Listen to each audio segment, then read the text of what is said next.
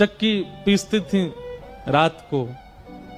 तो जनाबाई का नियम था कि जब वो चक्की पीसती थी ना तो पीसते पीसते गाती थी, और वो स्वर इतना अच्छा लगता था ठाकुर जी को, इतना प्रिय लगता था कि ठाकुर जी आधी रात में मंदिर से भाग करके आते थे जनाबाई के पास।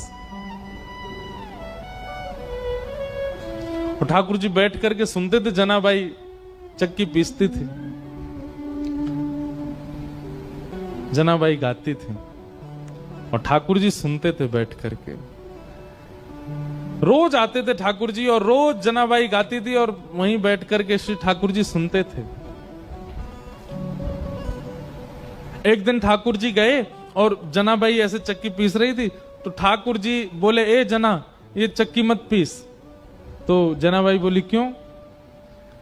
ये घर घर घर आवाज करती है तो तेरा स्वर जो है वो अच्छे से मुझे सुनाई नहीं देता, इसको नहीं पीसेगी शांति रहेगी, तेरा स्वर स्वच्छंद सुनाई देगा मुझको। आप विचार करो ठाकुर जी को कितना प्रिय लगता है।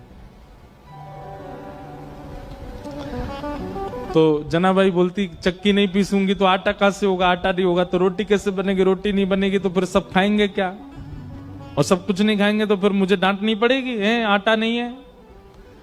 तुम तो बस सुनने आ जाते हो रोज रोज यहां पर, मुझे तो सुबह रोटी बनानी, नामदेव जी पूरा परिवार भोजन करेगा।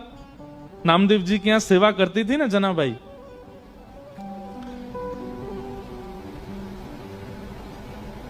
चक्की नहीं रोकती, पीसती रहती, गाती रहती। ठाकुर जी बोले, नहीं नहीं चक्की रोको, मुझे तुम्हारा स्वर सुनना है। तो जनाबाई बोलती, थोड़ा सा रह गया है, एक काम करो, अब मैं पीसूंगी तो धीरे धीरे चलेगा, तुम भी हाथ लगाओ थोड़ा सा। तो ठाकुर जी हाथ लगाते जनाबाई के साथ और साथ में बैठ करके दोनों पीसते, और पीसते पीसते जनाबाई गाती, ठाकुर जी को सुनाती।